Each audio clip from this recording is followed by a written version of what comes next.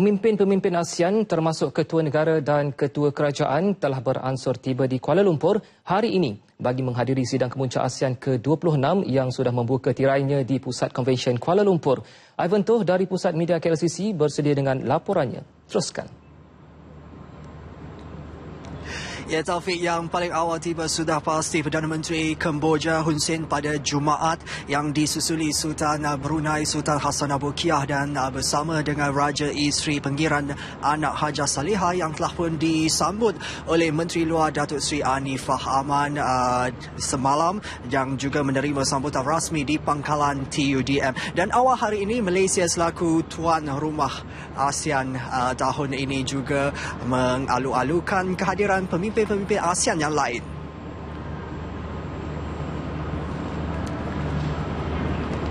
Ya, antaranya ketibaan Presiden Myanmar U Thein Sein dan juga isteri Daw Khin Win di lapangan terbang antarabangsa Kuala Lumpur KLIA pada pukul 12.30 hari tadi telah pun disambut Menteri Komunikasi dan Multimedia Datuk Seri Ahmad Shah Bricik.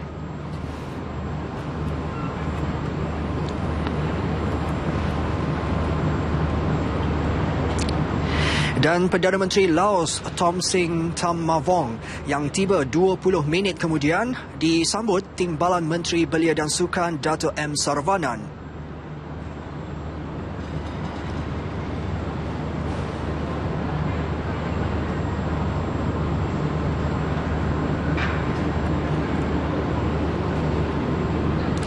Sementara itu, delegasi Filipina yang diketuai Presidennya Benigno Aquino pula tiba kira-kira jam 3.40 petang tadi disambut Menteri di Jabatan Perdana Menteri Senator Dato' Paulo.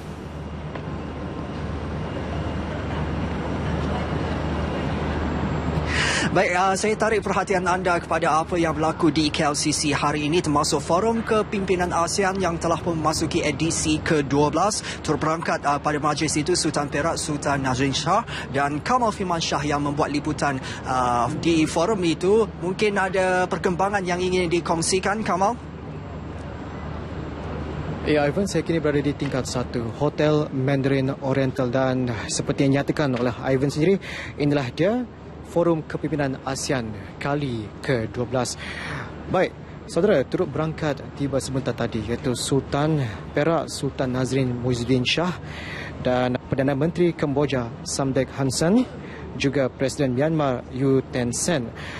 Baru sebentar sahaja tadi, ya saudara, dalam majlis ini Sultan Nazrin berkenan menerima anugerah kejayaan sepanjang hayat ASEAN. Dan sebelah sedikit latar belakang mengenai dengan forum ini, ia telah pun diadakan untuk tahun ke-12 dan juga khusus untuk mengumpulkan kesemua pemimpin utama, juga ahli perniagaan dan juga ahli akademik dari seluruh rantau ASEAN. Baik, fokus perbincangan pastinya tidak lain tidak bukan adalah untuk membincangkan mengenai dengan agenda dan visi POS ASEAN 2015 dalam mewujudkan satu komuniti ASEAN. Baik, itu saja antara yang boleh saya kongsikan buat masa ini, dan untuk liputan seterusnya kita kembali bersama Ivan di sana. Ivan? Kamal, terima kasih. Baik, satu lagi acara yang berlangsung hari ini dan mendominasi hari pertama sidang kemuncak ASEAN ke-26 pastinya mesyuarat Menteri-Menteri Luar ASEAN AMM, dan mesyuarat itu telah pun dimulakan pada 10 pagi tadi dan diperusikan sendiri oleh Menteri Luar Datuk Seri Anifah Aman. Mesyuarat disertai kesemua 9 Menteri Luar negara anggota ASEAN dan telah pun selesai pada jam 5 tadi. Datuk Seri Anifah Aman akan membuat sidang media ataupun ketika ini sedang berlangsungnya sidang media untuk memperincikan segala perumusan yang dihasilkan menerusi mesyuarat berkenaan, khususnya mengenai komuniti ASEAN pasca 2015 dan juga inisiatif berkaitan untuk memutamatkan pertikaian wilayah maritim Laut Cina Selatan.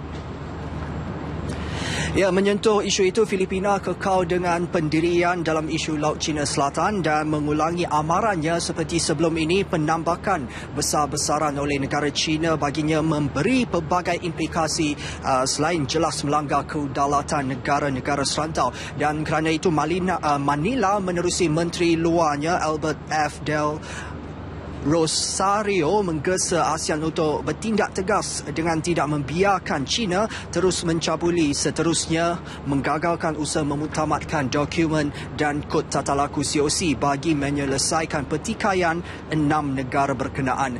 Dalam mempromosikan pemusatan ASEAN, Filipina menyokong penuh kerjasama ASEAN-China, namun pada masa yang sama mahu ASEAN menilai semula tindakan China memperkenalkan inisiatif Tahun ASEAN-China 2015. Dan antara cadangan lain diketengahkan Filipina termasuk menekankan usaha merapatkan jurang kemiskinan dalam visi pasca Komuniti ASEAN 2015, mengalu-alukan keanggotaan Timor Leste sebagai negara ke-11 dalam ASEAN. Filipina juga melahirkan sokongan teguh terhadap pendirian Malaysia sebagai pengerusi dalam mengutuk serangan kumpulan militan IS di peringkat antarabangsa dan menyatakan kesediaan mereka untuk menawarkan bantuan jika diperlukan.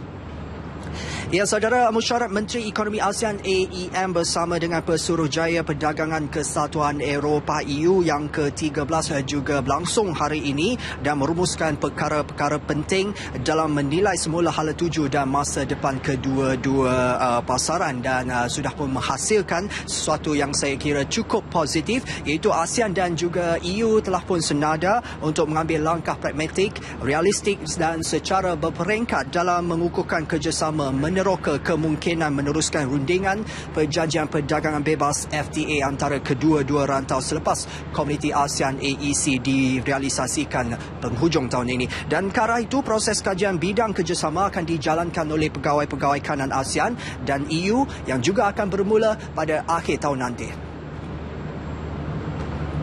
Kajian bidang kerjasama bertujuan memperhalusi pelbagai aspek ekonomi dan politik kedua-dua rantau dan selain memberi gambaran yang lebih jelas mengenai kekangan yang perlu ditangani serta cadangan tempoh masa yang lebih realistik untuk memutamatkan FTA.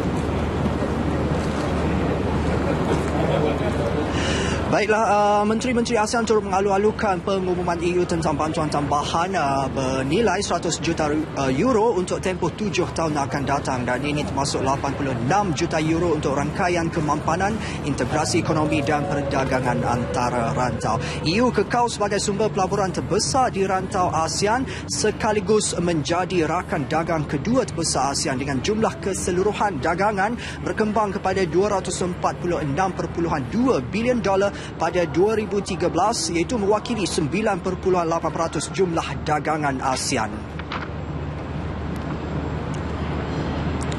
Ya, terdahulu juga dalam perundingan Menteri Ekonomi ASEAN AEM bersama Pesuruhjaya Perdagangan EU ke-13 Datuk Seri Mustafa Mohamad menegaskan bahawa ASEAN perlu meningkatkan hubungannya dengan Kesatuan Eropah iaitu EU demi masa depan serantau yang lebih terjamin. Dan setakat ini hubungan seumpamanya dan kesediaan pemain industri global berhubung dengan pasaran ASEAN telah banyak menjayakan pembangunan syarikat-syarikat global. Lebih 20,000 syarikat daripada Jepun, Amerika Syarikat dan juga Eropah telah bertapak di rantau ASEAN ketika ini. Dengan kejayaan itu, ASEAN mengalu-alukan lebih banyak pelaburan daripada blok ekonomi Eropah itu ke negara-negara anggota serantau. Dalam tempoh 2010 hingga 2013, EU kekal menjadi pelabur tertinggi ASEAN dengan jumlah pelaburan $94 bilion Amerika.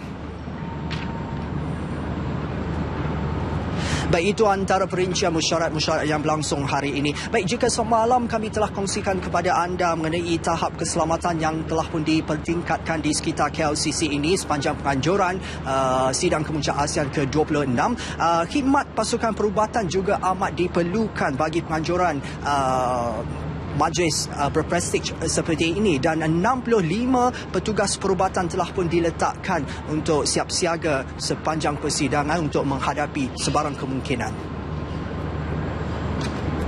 Lengkap dengan fasiliti kecemasan terbaik, standing unit rawatan rapi ICU hospital, pasukan perubatan dan pasukan peronda kecemasan mampu memberi khidmat pada bila-bila masa sepanjang persidangan berlangsung. Dan menurut Komander Pasukan Perubatan Dr. Khairul Nizam Hassan, pasukan terbabit dianggotai pakar dari beberapa hospital sekitar Lembah Kelang dan telah memulakan operasi di KLCC sejak Khamis lalu.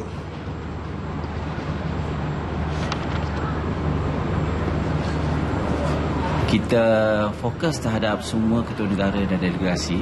Jadi selepas waktu persidangan selesai, mereka akan kembali ke penginapan di hotel dan kita juga turut berpindah ke satu lokasi yang tertentu yang berhampiran dengan semua ketua-ketua negara dan delegasi ini dalam bentuk kita panggil mobilisasi pasukan.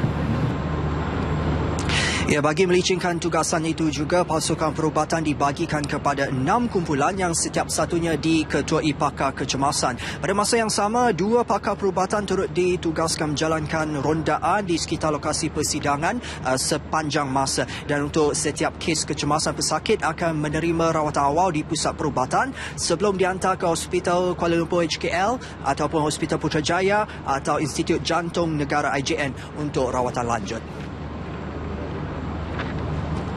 Baik, untuk jam ini itu saja yang dapat kami kongsikan. Perkembangan lanjut akan kami rumuskan dalam Nasional 8 nanti. Untuk itu saya kembalikan bersama Taufik di Studio 3 Angkasa Puri. Teruskan.